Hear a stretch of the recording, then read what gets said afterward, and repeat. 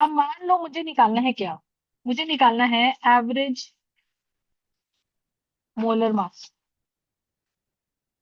ठीक है, समझते चलो पहले बच्चे, घर जाके लिख लेना, स्क्रीन शॉट भेज दूंगा। ठीक है, तो अगर हमें लिखना है एवरेज मोलर मास, ठीक है। अब एवरेज मोलर मास का सीन कैसे, जैसे मान लो उसने एक डब्बा दिया मुझे, है ना। अब डब्बा उसने मुझे जब दिया तो उसने बोला कि मैंने भाई 4 मोल हीलियम भर दी इसमें, और 8 मोल मैंने भर दी इसमें ऑक्सीजन, और 2 मोल भर दी मैंने इसमें हाइड्रोजन। सही है। अब मुझे बोल रहा है कि इसका एवरेज मोलर मास निकाल दो। एवरेज का मतलब क्या होता है, आप खुद सोच के देखो। जैसे मान लो मैं बोलूँ कि एक एटम है जिसका वजन है 4, एक एटम है जिसका वजन है 16। मान लो एटम होते तो एक एटम का वजन किस में नापा जाता है, यू, 14 U 1 16 U। सही बात है। तो मैं ये बोल रही हूँ कि एक एटम का वजन है 4 U और एक एटम का वजन कितना है, 16 U। तो एवरेज कितना आता, 4 + 16/2। एवरेज का मतलब जो तुम 10th क्लास में मीन निकालते थे, तो तुम करते थे sum of the masses, sum of the masses upon the number of people या नंबर ऑफ पार्टिकल्स, जितने भी आइटम हो काउंटेबल होते हैं। अब यहाँ पे अगर लॉजिकली सोचो तो यहाँ पे हम क्या करें, सोच के देखो। तो हीलियम के एक एटम का वजन है 4U, और ऐसे कितने पार्टिकल्स हैं, 4 मोल्स, आया ना। तो फॉर्मूला क्या होता है एवरेज मोलर मास का, एवरेज मोलर मास अगर टेबल देखो, x I is mass, F I is frequency. Helium का मास है 4U, हीलियम के एटम्स कितने हैं, 4 मोल्स, आया ना। हीलियम के एटम्स कितने, 4 मोल्स। तो हम यहाँ से क्या समझे, बेसिकली 4 × 6.022 इंटू 10⁻23 एटम्स है हीलियम के, बोलो है ना। सही बात है। फिर एक ऑक्सीजन का वजन है 32U, और उसके 8 मोल है।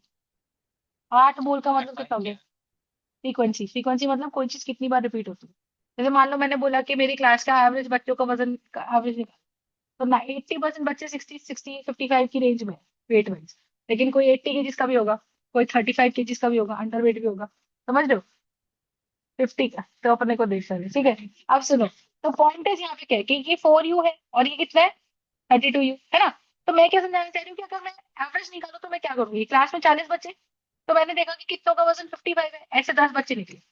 तो क्या मैं 55 55 55 10 बार लिखूं, रॉ डेटा बनाऊं,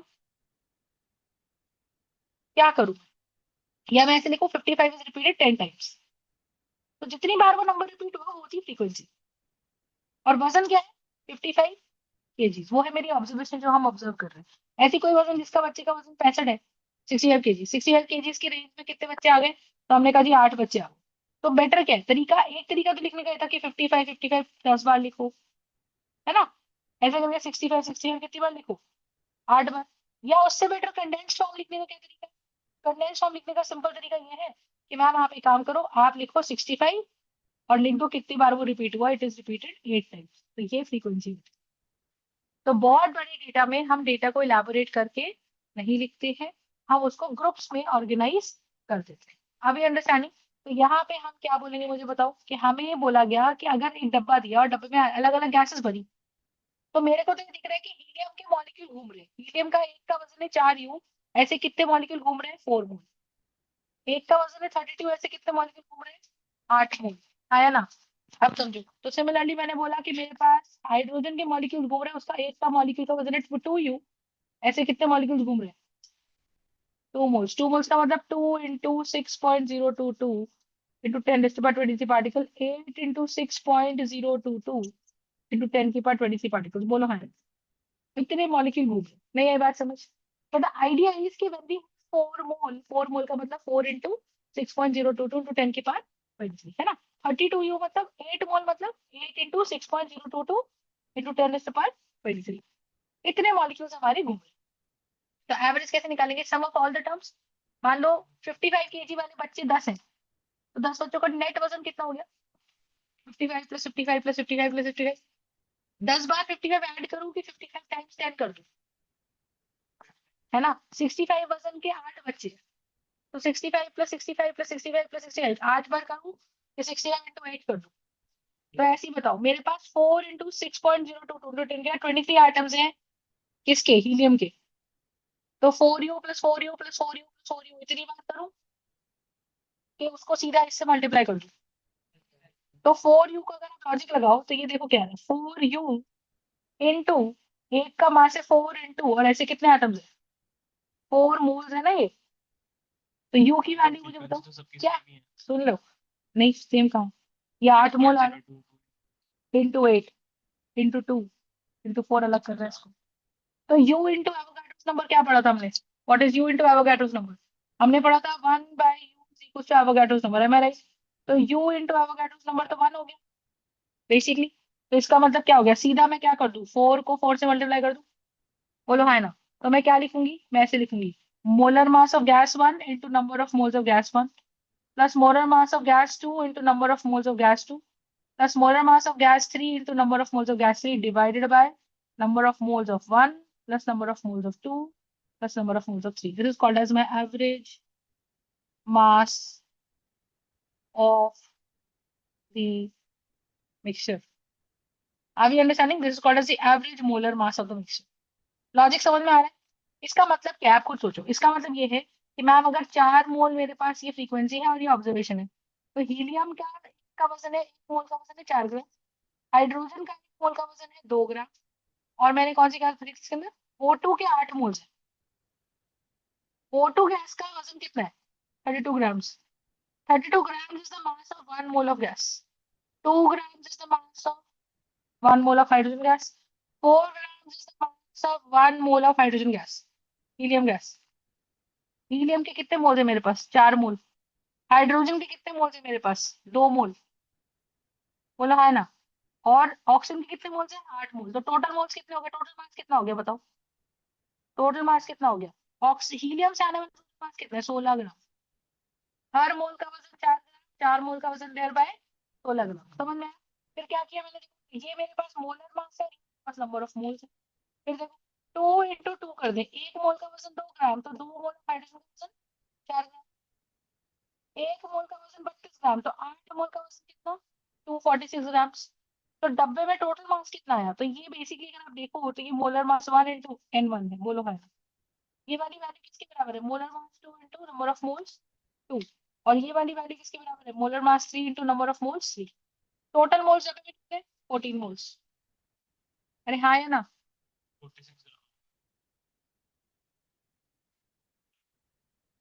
ठीक है, तो ऐड करें तो कितना आ जाएगा मुझे बताओ, ये आ जाएगा 20, ये आ जाएगा 276 ग्राम सूट, सही बात है। तो पूरे डब्बे में जितने भी मोल्स है, पूरे डब्बे में 14 मोल्स है, 14 मोल्स का टोटल डब्बा का वजन कितना है, 276 ग्राम। तो 14 मोल्स का अगर मास इतना है 276, तो 1 मोल का वजन कितना होगा मुझे बताओ, 276/14। तो ये वाला आंसर जो भी आएगा, तो ये आइडियली अगर ऊपर देखो तो ये M1N1 plus M2N2 plus M3N3 upon N1 plus N2 plus N3, am I right. तो ये मेरे पास क्या आ जाएगा, ये मेरे पास एक एवरेज मोलर मास का फॉर्मूला है।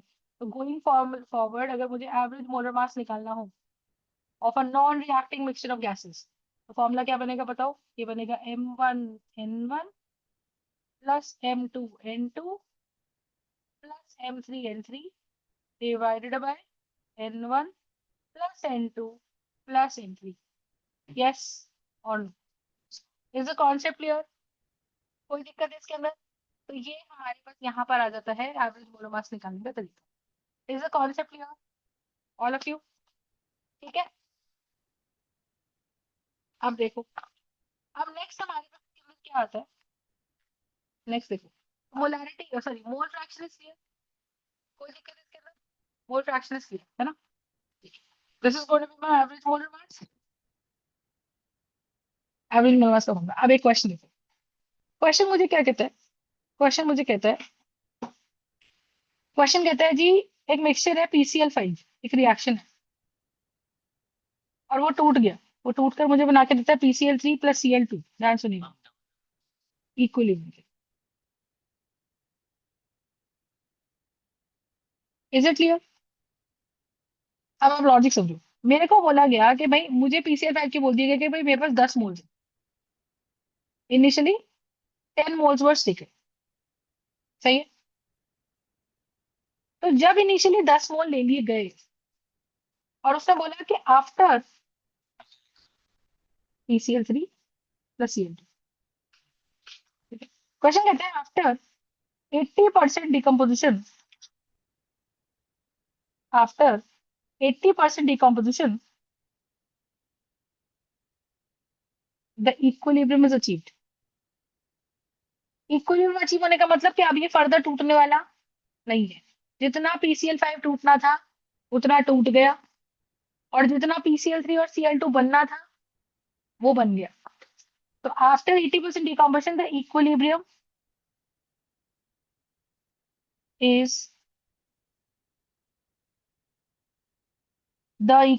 is achieved.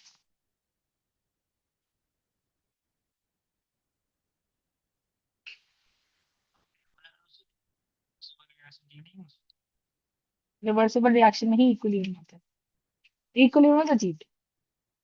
क्वेश्चन कहता है calculate the average molar mass, the average molar mass at equilibrium. ठीक है, it's a very important question, ध्यान समझिएगा। Calculate the average molar mass at equilibrium. अब मेरी बात को लॉजिकली समझना। इक्विलिब्रियम का मतलब क्या है, ध्यान से देखिएगा। मतलब ये है कि मैम देखो, शुरुआत में हमारे पास मान लो PCl5 था तो वो टूट रहा था, तो टूटकर एक PCl5 जो टूटता है तो वो एक PCl3 और एक क्लोरीन बनाता है। ठीक है, तो आप ये समझो कि अगर सोच के देखो, अगर मेरे पास 100 PCl5 है, हाइपोथेटिकली समझा रही हूँ पहले, ठीक। तो शुरू शुरू में जब टाइम स्टॉप वॉच भी 0 था, हमने स्टॉप वॉच को 0 रखा, तो मैंने कहा ना तो PCl3 बना ना Cl2 बना, पूरा का पूरा सिर्फ रिएक्टेंट था। और वो रिएक्टेंट कितना था, PCl5 का मास था, PCl5 के मॉलिक्यूल्स थे 100। ठीक है, कुछ समय बीता, बीतते बीतते मैंने कहा 2 सेकंड बीते, 2 सेकंड में मैंने देखा कि मैम 10 मॉलिक्यूल PCl5 के टूट गए, तो खत्म हो गए। PCl5 के मॉलिक्यूल खत्म क्यों हो गए, क्योंकि वो रिएक्टेंट से प्रोडक्ट में कन्वर्ट हो गए।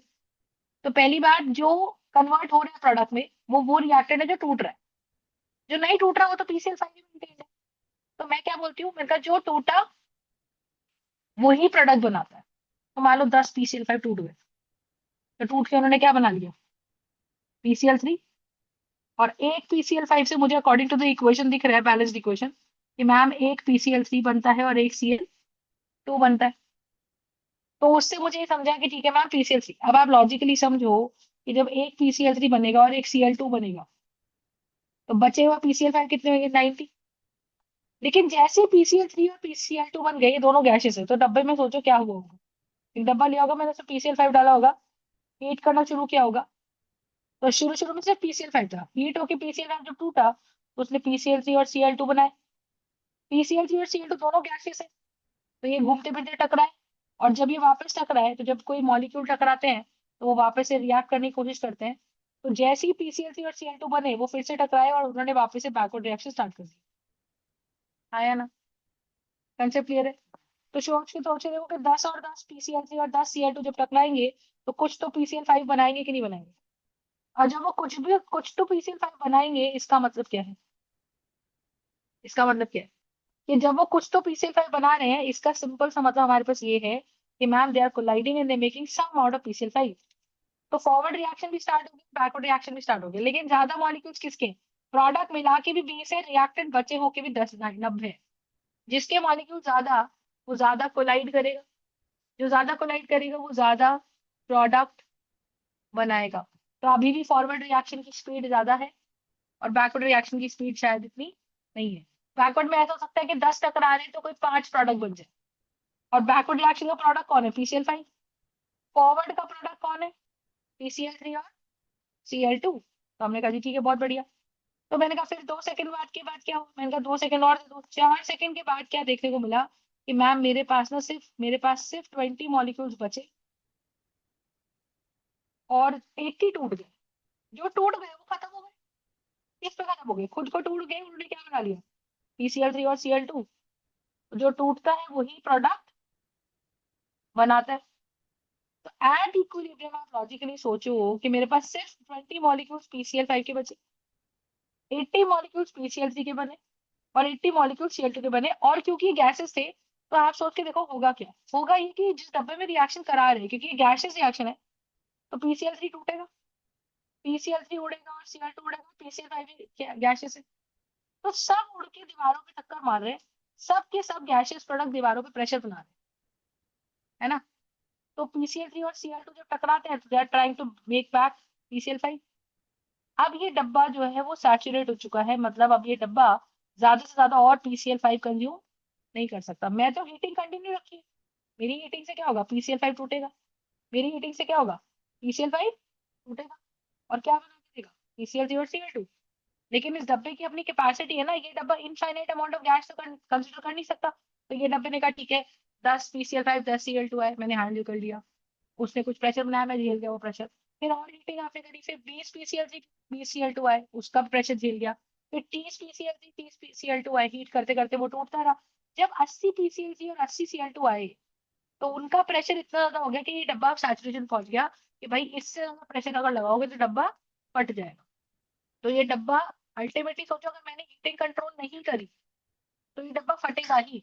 लेकिन ये डब्बा फटने से पहले भी क्या कोशिश करता है, कि मैं एक ऐसी सिचुएशन क्रिएट कर दूं जहां पे मैं खुद से ही वो प्रेशर को ज्यादा बढ़ने ना दूं। ठीक है, जहां पे मैं इसको ज्यादा बढ़ने ना दूं। तो ये क्या करेगा मुझे बताओ। This is going to basically try and make back, कि भाई अगर अब 80 से ज्यादा तो कर नहीं सकता। अब अगर मान लो हीट होने से क्या हुआ, कि ये 90 हुए, ये 19 हुए, एक और टूटा, तो ये थोड़ी देर के लिए 81 हुए। वो जो एक्स्ट्रा 81 बना है ना, they will combine back to form again PCl5। कि भाई हम 80 से ज्यादा PCl3, अगर PCl 80 से ज्यादा PCl3 और 80 से ज्यादा Cl2 होगा तो डब्बा फट जाएगा। वो कंबाइन नहीं कर। वो कोशिश कर रहे थे, लेकिन तब रेट ऑफ टूटना, मान लो तब टूट रहे थे एक बारी में, मान लो 80 टूट रहे थे, तो वहां जुड़ रहे थे सिर्फ 20 ही। तो दोनों की स्पीड सेम थी। तो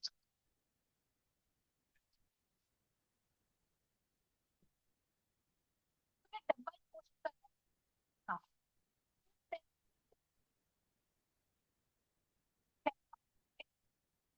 दो एक कोशिश करते हैं कि अगर एक भी PCl5 20 के बाद टूट गया, तो दैट 81 हुआ। वो कह रहा है भाई मैं 80 तक झेल सकता हूँ, उसके बाद कुछ भी ऊपर हो गया तो मैं फट जाऊंगा। तो वो एक एक जो भी जुड़ा एक्स्ट्रा PCl2 बना, और जो एक्स्ट्रा PCl3 बना, they will combine back to form PCl5। Are you understanding. वहाँ पर जो रिएक्शन होता है एक्चुअली हट जाता इसका मतलब वहां पे मैंने अपनी एक्सटर्नल कंडीशन को कंट्रोल नहीं किया। I kept heating it even if I knew कि फटने वाला है। समझ लो भाई, मेरे को पता है कि मेरे घर में एलपीजी सिलेंडर लीक हो रहा है, और मैं नॉब बंद ही नहीं कर रही हूँ, तो फिर तो आग लगेगी ना। समझ लो, तो ये वो है। तो PCl5 और PCl3 प्लस Cl2, और मैंने बोला कि 80% के बाद इक्विलिब्रियम आ गया। इक्वल मतलब कि जितना रिएक्टेंट टूटना था वो टूट चुका, और जितना प्रोडक्ट बनना था वो बन चुका। अब उससे ज्यादा अगर प्रोडक्ट, हमने हीटिंग कंटिन्यू रखी तो रिएक्टेंट टूटेगा, but product will again try and recombine back to form the reactant. है। कंबाइन ही हो जाएगा और वापस से वो 20 80 80 पे फिक्स हो जाएगा। तो जैसे इक्विलिब्रियम आया तो वो 20 पे फिक्स हो गया, और 80 पे फिक्स हो गया, और ये भी 80 पे फिक्स हो गया। बोलो हाँ, सही है। तो इसका देखो सवाल क्या था, सवाल ये शुरू हुआ। सवाल क्या कह रहा है, सवाल कह रहा है कि 10 मोल PCl5 है जी। बंद हो जाएगा हाँ, टूटना। जुड़ना भी। पर ये 80 और जितने परसेंटेज है हाँ मतलब टूटना हाँ वो डबल में डिपेंड। हाँ, मैं हीट दिए जा रही हूँ हल्की हल्की, तो मैं कोशिश कर रही हूँ कि और PCl5 टूट जाए। पर डब्बे की वॉल्यूम ही इतनी थी कि वो 80 तक के टूटने को ही सपोर्ट कर सकती थी। सोचो मैं डब्बा बड़ा कर देती, और जगह मिल जाती, तो शायद ये इक्विलिब्रियम कहाँ आता, 5 PCl5 बचते और बचे कुछ 95 PCl3 बन जाते, और 95 PCl2 बन जाते। पर वो डब्बा अगर बड़ा होता तो, अगर वो डिकम्पोजिशन ऐसे हो कि दो मटेरियल फॉर्म। जो गैसेस नहीं है। हाँ, तो उसकी सिचुएशन अलग है। अभी मैंने गैसेस रिएक्शन इसलिए लिया है ये समझाने के लिए, कि हम इक्विलिब्रियम किस कंडीशन पे आएगा वो हम डिसाइड कर सकते हैं फॉर गैसेस रिएक्शन। हम अगर डब्बा बड़ा ले लें तो हम अलाउ कर सकते हैं कि हाँ भाई तू 90% तक भी चला जा, और अगर हम डब्बा छोटा ले लें तो ऑब्वियसली बात है वो 10% तक ही टूटने वाला है। अभी अंडरस्टैंडिंग,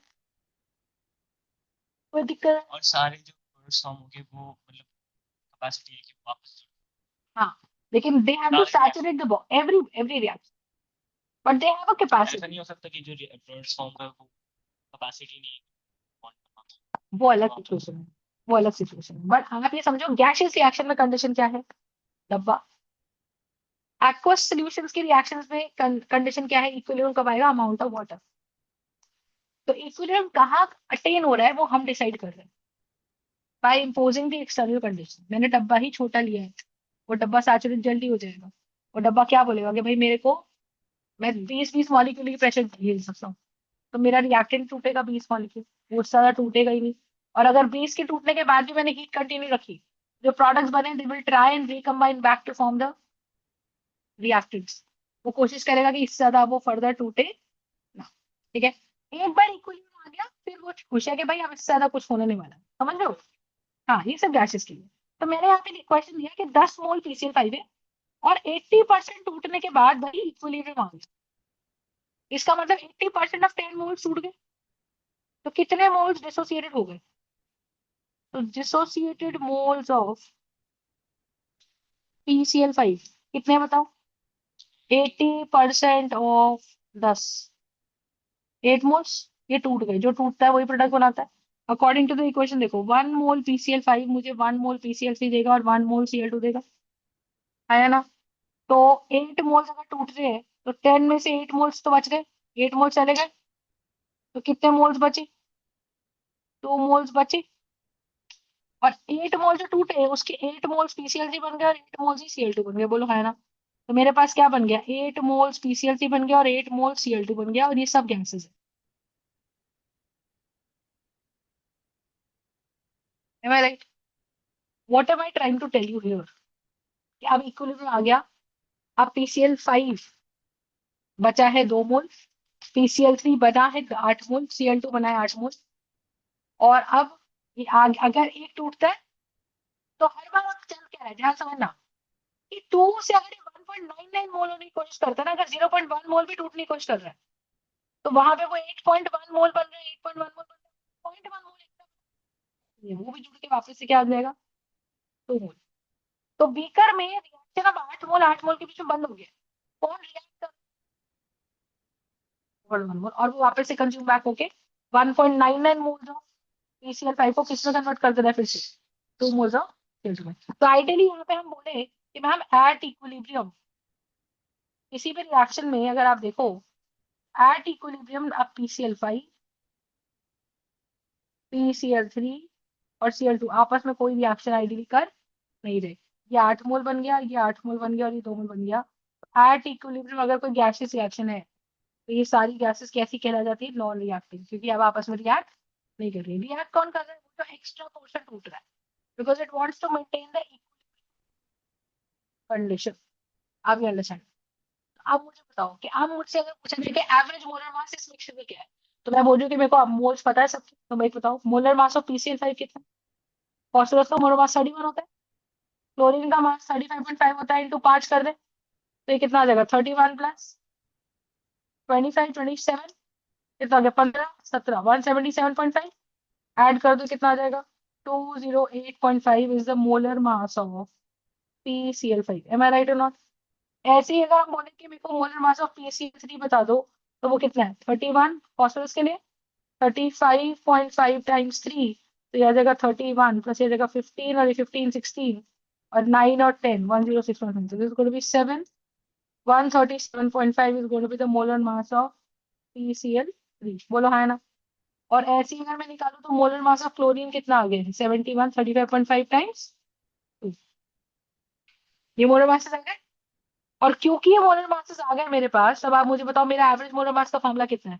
और मेरी इक्वेशन कह रही है कि एट इक्विलिब्रियम PCl5 बचा है 2 मोल्स, एट इक्विलिब्रियम PCl3 बना है कितना, 8 मोल, और क्लोरीन भी बना है कितना, 8 मोल। तो मुझे मोल्स पता है सबके, मोलर मासेस पता है सबके, यस और नो।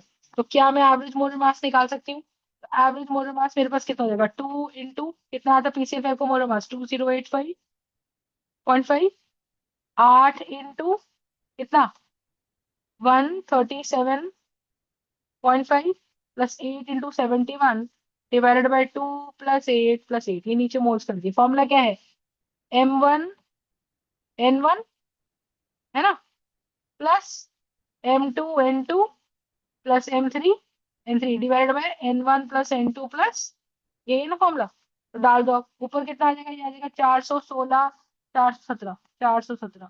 ऊपर कितना आ गया मेरे पास 800 और 224 और 224 56 और 4 10 9 10 कितना हो गया भाई 1100। तो 1100 प्लस कितना आ गया 806 डिवाइडेड बाय 18। ये मेरा आ जाएगा मिक्सचर का average molar mass. Are you understanding my point? Is the concept clear? तो यहाँ से मेरे पास एवरेज मोलर मास क्या निकल के आएगा बच्चे? यहाँ से मेरे पास एवरेज मोलर मास निकल के आएगा। It will be what? जोड़ो इसको, कितना आ रहा है 8 और 7 15, 7 और 8 5 और 1 6, 6 और 4 10, 2085 डिवाइड बाई 18। तो ये 18 वन जा 18 आ जाएगा, 28 फिर से 18 वन जा 18 आ जाएगा, 10 बच गया। तो 105, 18 फाइव जा 90, 105 तो 18 90 कितना बच गया? 15। तो 150 के आसपास। तो ये हो जाता है 18 6 जा 108, है ना? 18 7 जा 11 126। तो ये आपका 5 से 18 6 जाएगा। तो मोटा मोटा 115.6 ग्राम पर मोल जो आएगा बच्चे, वो मेरा क्या आ जाएगा? Average molar. Is this concept clear? तो बस ये याद रखना है कि एट इक्विलिब्रियम पे जो मिक्सचर बन गया गैसेस का, वो दिखने में तो लग रहा है रिएक्शन का पार्ट है। तो लोग ऐसे सोचेंगे कि मैम ये तो रिएक्टिंग गैसेस है, बट इन रियलिटी वो रिएक्टिंग गैसेस के साथ साथ और क्या है? वो रिएक्टिंग गैसेस के साथ साथ और क्या है? क्या है? वो नॉन रिएक्टिंग गैसेस बन गई क्योंकि वो इक्विलिब्रियम पे आ गई। अब वो और फर्दर रिएक्ट नहीं कर। Is it clear?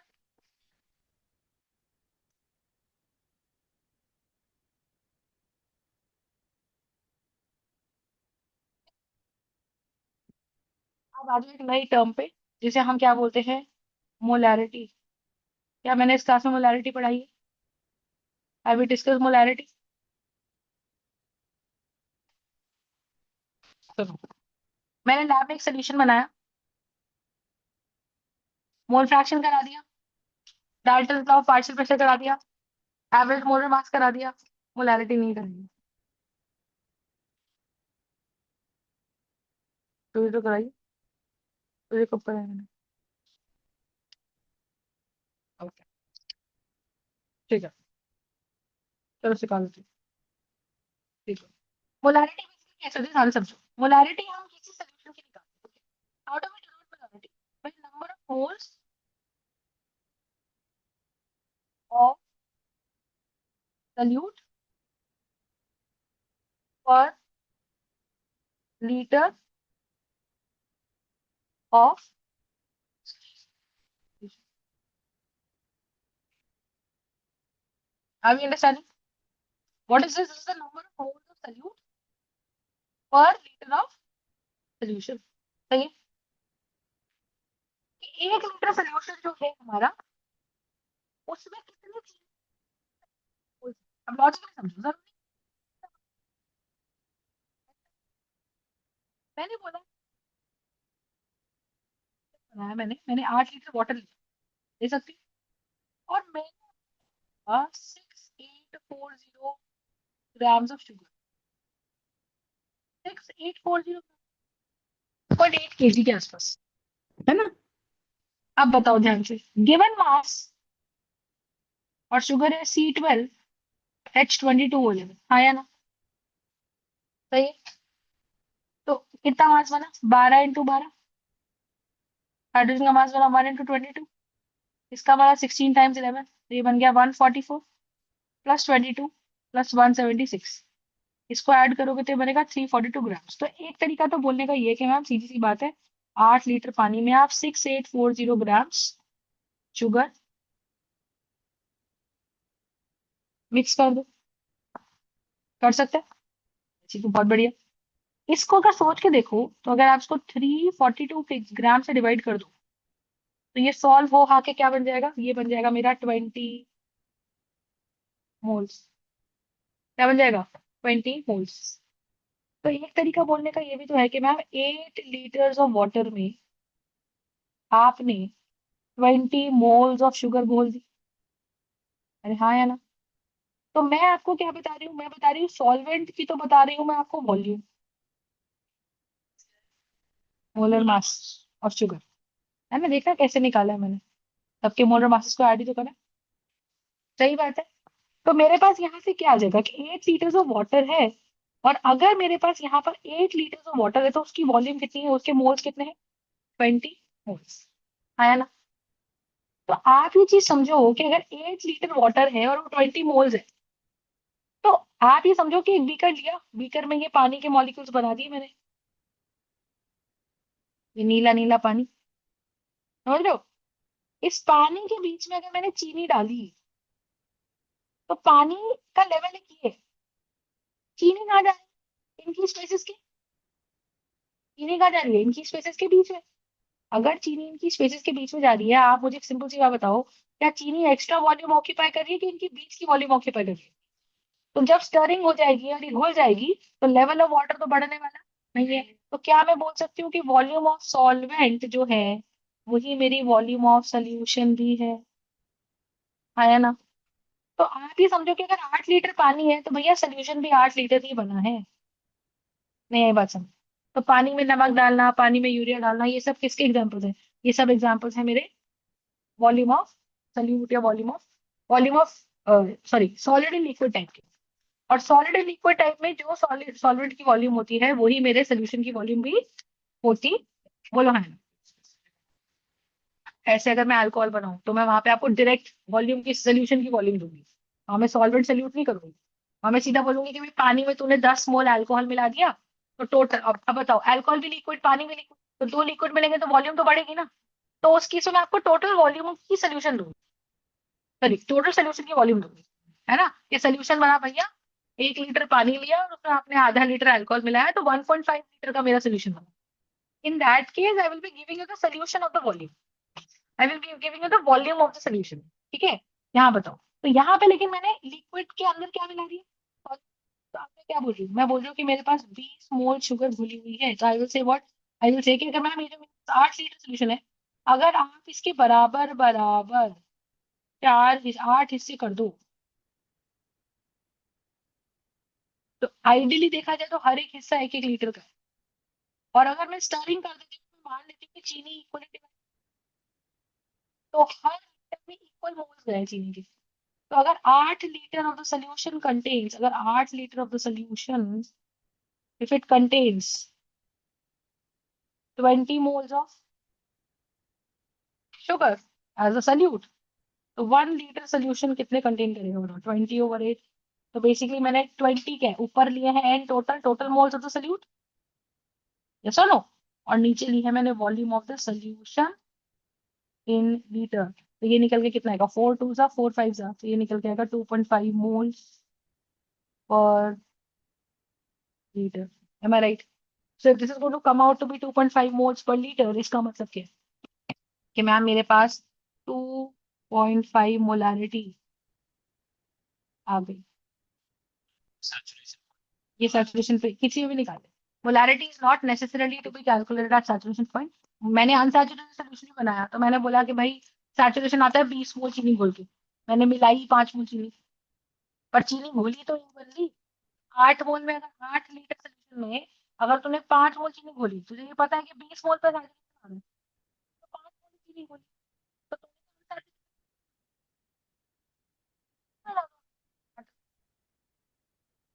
बात है, अलग अलग टेम्परेचर पर आप निकालो। ठीक है, अभी मैं आ रही हूँ, इज दिस पार्ट। अब आप समझो, तो मोलारिटी का फॉर्मूला क्या है, हम ऐसे बोलते हैं कि अगर मैंने 20 लीटर्स का सोल्यूशन बनाया, तो उसमें कहीं n total moles of solute रहे होंगे, बोलो है ना? सही बात है? नहीं, ये बात समझ समझ आ रही है? तो 1 लीटर में कितने मोल्स जाएंगे, एन टोटल बाय, दोनों तरफ वी से डिवाइड करेंगे तभी वन बनेगा। तो मोलारिटी की वैल्यू क्या होती है, 1 लीटर में कितने मोल्स है, अभी अंडरस्टैंड। तो यहाँ पे मेरी मोलारिटी की वैल्यू कितनी आ गई, n total by, this is going to be my molarity. Is this part clear? Concept clear है? मोलारिटी समझ में आई? मोलारिटी किसके, हाँ, किस केस में? सॉलिड एंड लिक्विड के केस में। समझ में आई? अल्कोहल बोल दिया तो अल्कोहल लिक्विड है, इंक बोल दी वो लिक्विड है ना? कोई भी आपने कोई शुगर सिरप, सॉरी कोई मैंने कोई शुगर फ्रूट जूस बोल दिया वो लिक्विड है।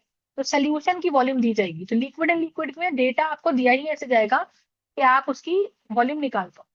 अभी कराती हूँ क्वेश्चन, इतना समझ में आया? तो यहाँ पे आपने ये निकाला। अब मुझे एक सिंपल सा बताओ, क्या मैं इस फॉर्मूले को थोड़ा सा अगर इलेबोरेट कर दूं तो मैं ऐसा लिख सकती हूँ? ध्यान से देखो, molarity capital is going to be given mass of solute. तो इसको ऐसे लिखते हैं स्टेप बाय स्टेप, ठीक है? ध्यान से क्या, it is equal to number of moles total divided by the volume of solution. बोलो हाँ है ना? क्या आ रही है? मोलैरिटी का डिनोमिनेटर क्या है? Volume of solution. अच्छा, लैब में मैं सोल्यूशन बाल्टी भर के बनाती हूँ कि टेस्ट ट्यूब में बनाती हूँ? तो इसका मतलब लैब के सोल्यूशंस हैं इन मिलीलीटर्स। तो आप लॉजिकली सोचो कि जब डिवाइडेड बाय करेंगे तो volume of solution, real life examples अगर ले लैब वाले, तो वॉल्यूम मुझे मिलीलीटर में दी जाएगी। और मेरे ओरिजिनल फॉर्मूले में वॉल्यूम लीटर में आ गई। तो क्या उस मिलीलीटर वाली वॉल्यूम को मैं 1000 से डिवाइड कर दूं to make it into litre? अच्छा, नंबर ऑफ मोल्स टोटल को मैं क्या लिख सकती हूँ? Given mass of solution. क्योंकि इस क्वेश्चन में जब आप सोचो लैब में, मैं क्या करती हूँ? मैं वेइंग मशीन पे चीनी नमक घोल नापती हूँ, नाप तोल के फिर उसको मिलाती हूँ। तो given mass number of mole. Of solute divided by the molar mass of solute. बोला है ना?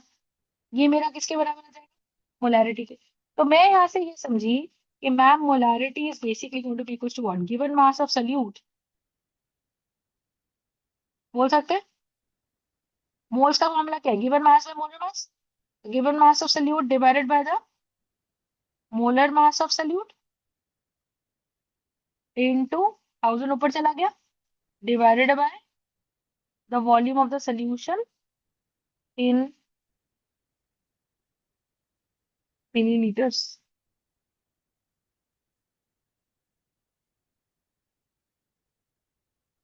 यस और नो?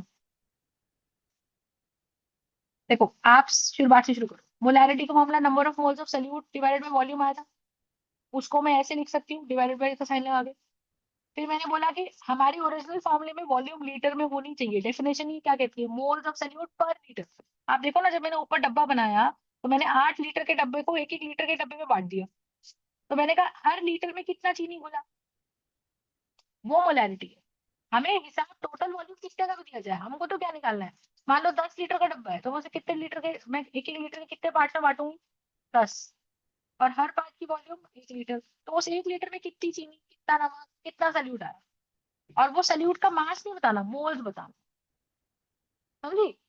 तो इसका मतलब ये हुआ कि तू ये बता कि मैम अगर मैं मोलैरिटी को लिख रही हूँ मोल्स टोटल बाय वॉल्यूम, पर लैब में मैं सोल्यूशन बना रही हूँ तो मिलीलीटर में बना रही हूँ, पर मुझे मेरे फॉर्मूले में ओरिजिनली लीटर में ही चाहिए। तो क्या volume if you get in millilitres, should I divide it with 1000? Because millilitre को हम लीटर में कैसे बदलते हैं? By dividing it with 1000। और मेरे पास नंबर ऑफ मोल्स टोटल कितने आ जाएंगे बताओ?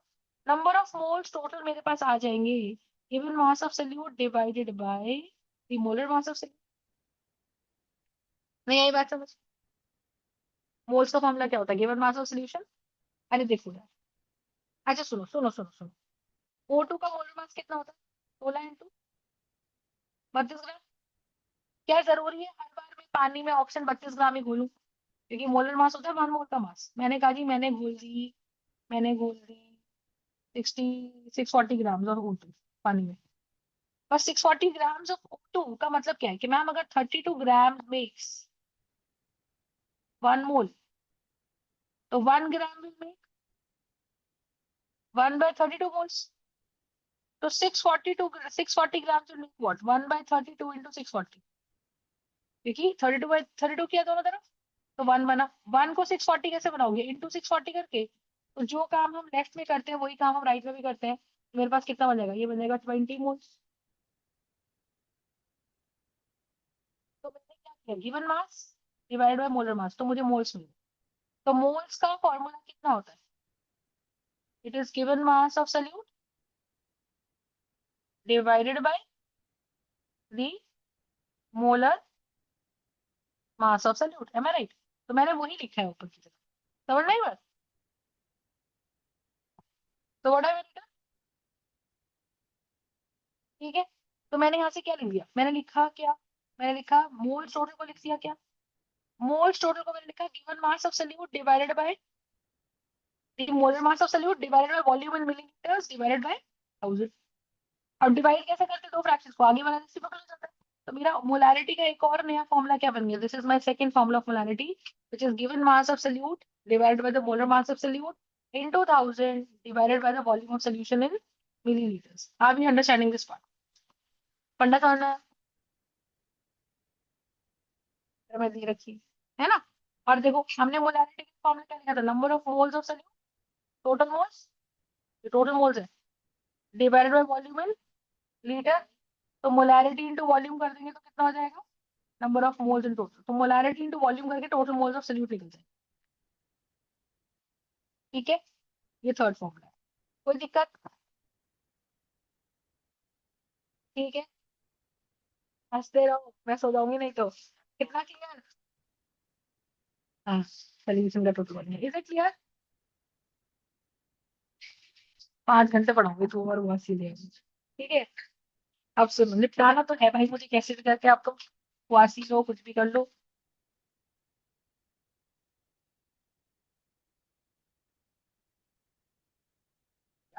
Is it clear? आप देखो, मोलारिटी का जो फॉर्मूला हमने लिखा, given mass of solute divided bye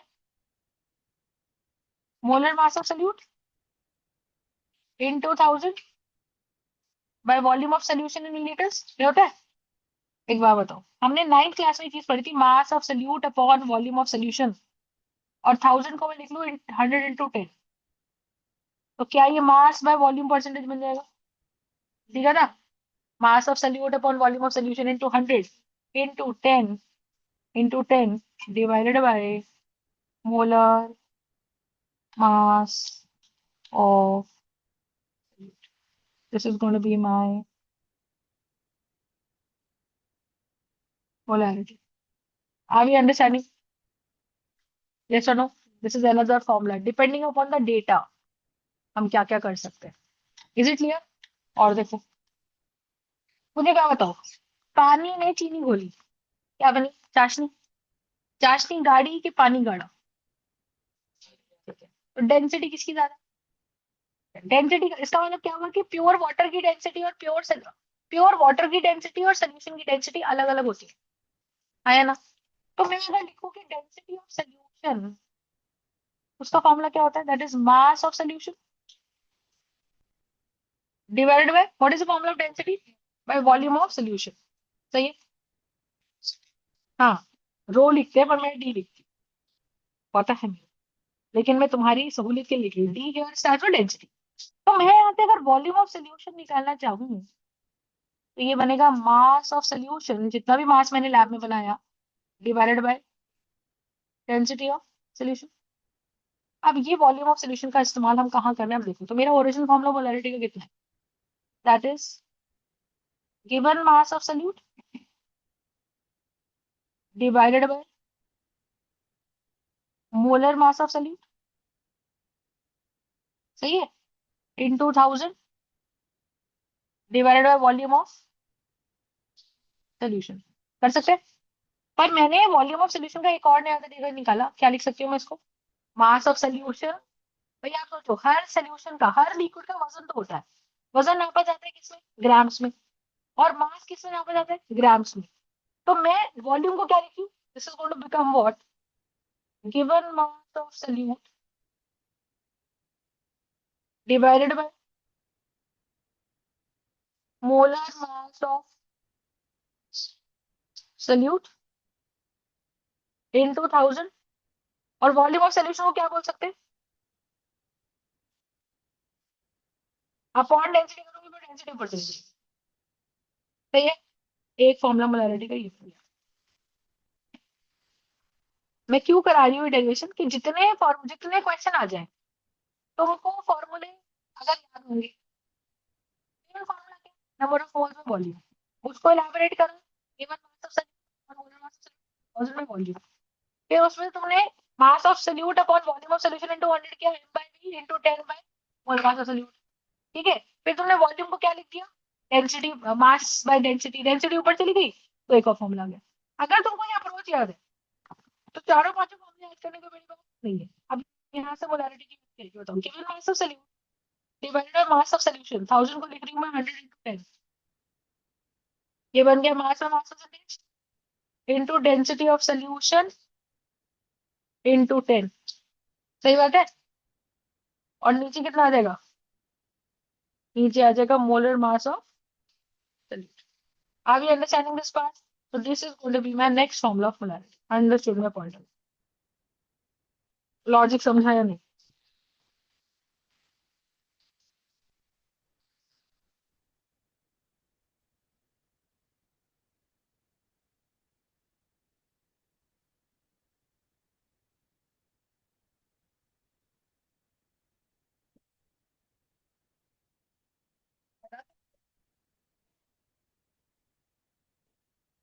Is it clear?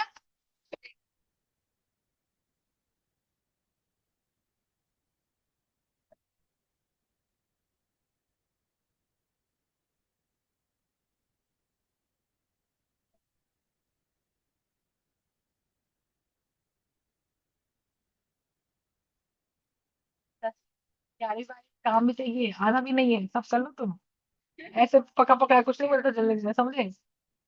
IIT में जाना है कि नहीं जाना, लगता तुम्हारी उम्मीद तो मेरे को वही लगती है, बस उम्मीद है। हाँ,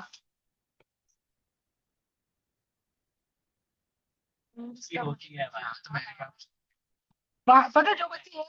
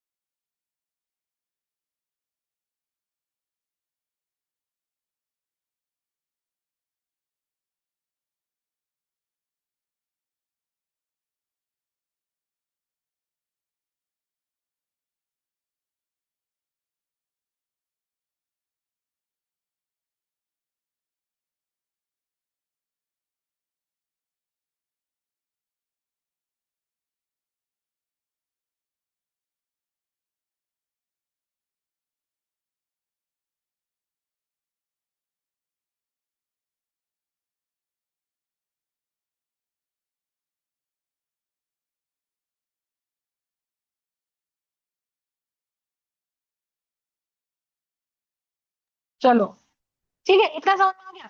तो ये मेरे पास कितना आ गया मोलारिटी का, ये लास्ट फॉर्मूला हो जाएगा। अब लॉजिक समझो, how dilution, how molarity varies, how molarity, हाँ मार्स में किस, मार्स इज द मैटर। भाई मान लो मैं अर्थ पे हूँ और मैं जुपिटर पे हूँ, जुपिटर मेरे को जितना अर्थ खींच रही है ना, जो जितना अर्थ पुल डाउन कर रही है जुपिटर उससे 60 टाइम्स पुल करेगी। तो अगर मेरा वजन यहाँ 80 किलो है तो वहां पे मेरा 2400 केजी। वजन तो मेरा, मास कितना है, वो तो 80 केजी का ही है। ऐसा जुपिटर पे, Newton, weight is actually Newton.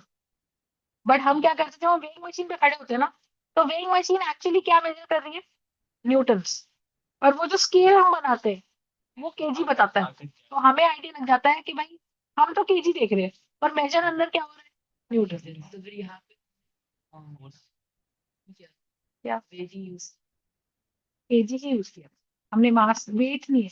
Chemistry में वेट ना नाम की कोई चीज नहीं है, केमिस्ट्री में जो वेट है वही मास है। फिजिक्स में वेट है ना, केमिस्ट्री के लिए बहुत बढ़िया चीज है, but actually weight and mass are two different things.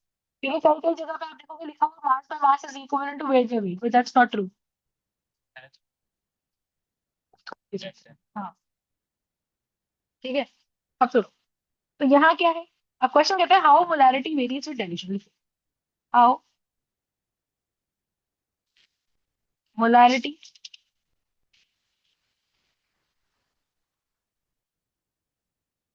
Varies with dilution. अब ध्यान से समझिएगा क्या, मान लो मैंने एक बीकर लिया, उसमें 2 लीटर का सोल्यूशन लिया, पानी लिया, और पानी में मैंने मिलाया 10 मोल चीनी। क्या 10 मोल चीनी टोटल शुगर है? तो आप ये समझो कि यहाँ पे 2 लीटर सोल्यूशन खत्म हो रहा है,